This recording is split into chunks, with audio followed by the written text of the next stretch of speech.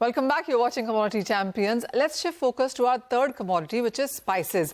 I spoke to Rajiv Shah of Everest and Kirandip Swani of Swani Spices, and I began by asking Rajiv about the ongoing debate in the spices sector over organized versus unorganized, and what does it mean for India?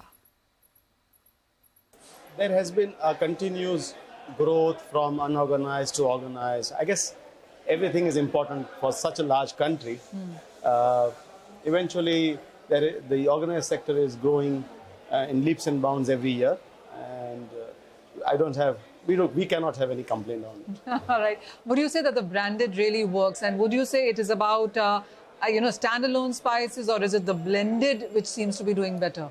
Blended is always organized because of the expertise of the product, and I guess many factors, including post-pandemic, people belief on brand, and that has changed everything. And so now we see a lot of customers opting for branded pure spices also. So pure spices also is a very big market in organized sector. It's growing. Very good. Mr. Swani, and the other conversation really is about organic vis-a-vis the usual standard spices.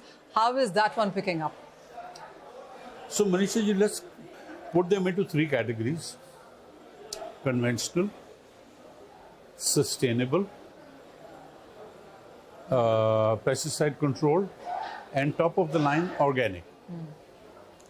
So granted, organic is a growing segment.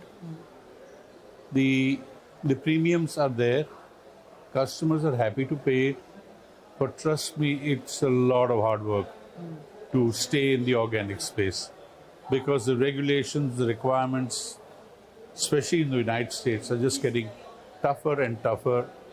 And the certifying bodies here themselves don't know whether they're coming or going. Quite a few of them have been disqualified. The people who are there are just running scared. And the backlash is coming on us.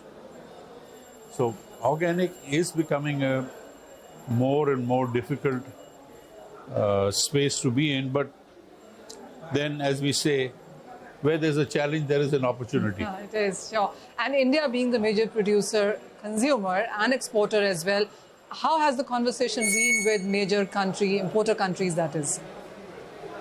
It's, Manisha ji, thing is, the customer very rarely today, in today's environment, post-COVID, argues on price. A couple of percent here and there, but the most important thing for them is quality and consistency of quality. That's most important. You look at the number in sense of exports, the year clearly hasn't been so bad. I mean, yes, there was a decline in June. July saw a pickup yet again. The year clearly has seen more positives in sense of export numbers than declines. But it works two ways. Now, let's take an example of Jeera. Starting of the season, it was 200, it's 600. Yeah, right. The export has definitely been impacted. And Rajiv will probably bear me out on the domestic. I don't know whether he's seen a drop in sales or not. Have you, Rajiv? Not. I can't say that there is a drop in sales, but the problem is, if the market is so volatile, at what price do I sell? I can't have a new MRP every morning. And if in a month, if I have 200 rupees up or 100 rupees up, I can't keep on changing. Having said that, you now see a lot of brands or unorganized sector and the adulteration part and everything happening. Yeah. Luckily for Everest, the sales have been not stagnant, it has been going up. And so far, I have not witnessed any such things. But Jeera, every house needs Jeera. How do we stop consuming? From where we stand right now, what future would you see in sense of prices and demand? Because a lot of people believe that where the prices are right now, we clearly have more space higher. Well, you're putting me in the dock again.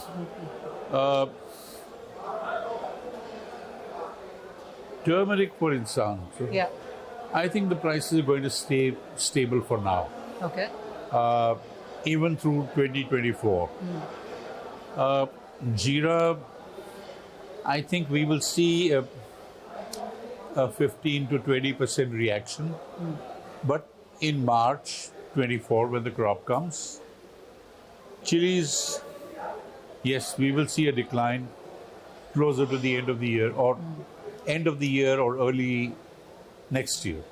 So coriander, I think, is going to stay pretty stable. All right.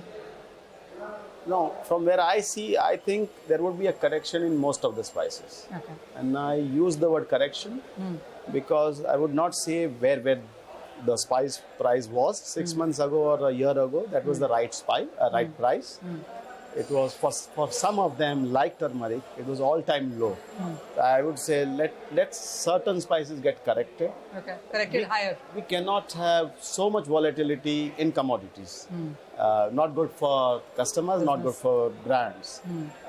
So there would be correction, and maybe in 6 months' time, we'll see a stable but a growing market. Rajiv, with the passage of time, we've seen ready-to-eat do quite well. We've seen more people work, and that whole thing about perhaps making blended spices at home is clearly out of the window. Not too many people do that right now. Where do you say, what category for you has done the best? Blended spices has always been a main success for Everest. And I think it was not so easily possible to make things at home because you need 20 or 25 or 28 ingredients to make 1 pound of masala. And now I see with growing times, we now have a different range of herbs. We have different type of chili powders and pure spices and everything. And we need it. We need it at home. So it's clearly convenience over anything else. What about you, Mr. Swani? What has done the best for you? What new categories have you introduced, and where do you see the market headed? Manisha, unfortunately, we are not so much into the blended spice space, except certain amounts of curry powders that we do for the export. I would say the overall basket, mostly in the single spices, has done well for us. Okay. And what kind of growth are you anticipating, whether it's about domestic, which is about the businesses that you run, and exports? Growth, if I hit 15%, I'll be very, very happy. But I doubt that will happen. I think we'll stay closer between the 10 plus %. Rajiv, what's the number for you? I guess as we know, it's not only growth from different new products. It's a growth from unorganized to organized. The growth is people trying more products, more dishes at home. Anything about 20% is what we look every year, and I think we get it. All right, that's the spices industry, which is hoping that they get a growth of anywhere between 15 to 20%, whether it's domestic markets, as Everest was talking, and the export markets, as Mr. Swani was talking. But let me tell you that the prices this year have been very volatile for spices. We've seen all-time highs on turmeric and cumin as well, with prices raining as much as 200% in matter of last 1 year itself. So that's the market we were talking about. But with that, it's a wrap on this edition of Commodity Champions. Thank you for watching.